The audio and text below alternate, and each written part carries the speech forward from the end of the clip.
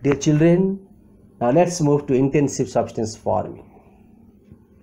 It is another method of substance farming.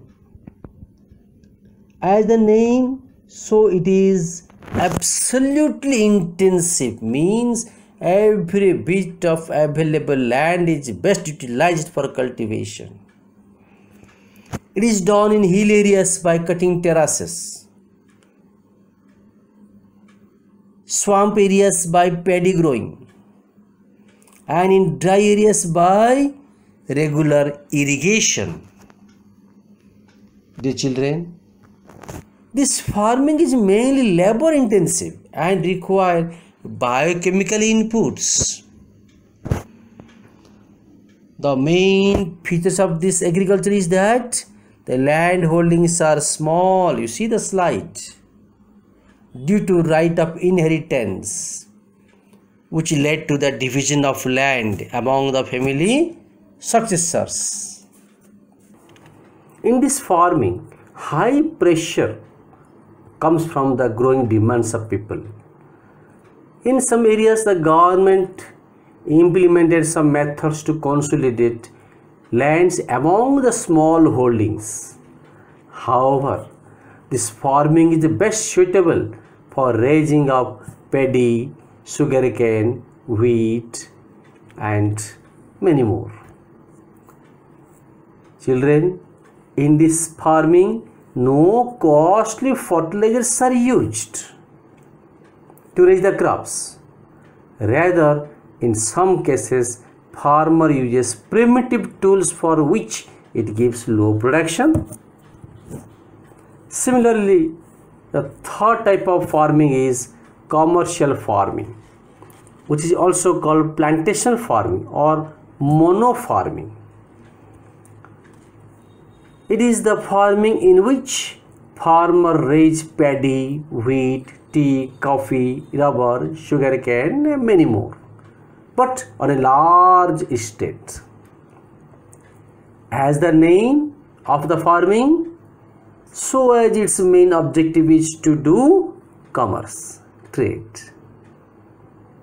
So it is a commercial crop. It is for that purpose farmer uses high technology, HYB crops and fertilizers in his field. Especially farmer goes single crop on a large scale, which is called plantation agriculture or monocropping. This plantation farming implemented since the colonial periods. Students, this is a cash crop farming which requires regular irrigation. It is a market oriented farming, or you may say it is a capital oriented farming. It is an intensive farming. It is labor oriented farming, so it can generate large employment. It also supports industries by supporting agro raw materials. Clear? In some areas, this is also called mixed farming due to involvement of growing of crops as well as the raising of domestic animals, or you may say livestock, on the same piece of land at the same time. See, so here I must highlight you about mixed cropping because both are about confusing materials. Here in this mixed cropping, different crops are grown at the same time in the same piece of land. Children, now the part of the lesson is completed.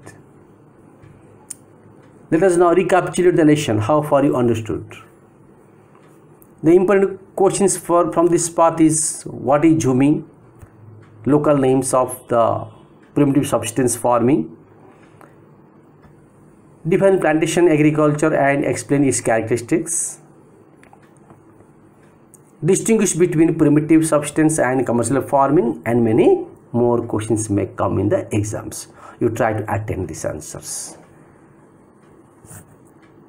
Thank you.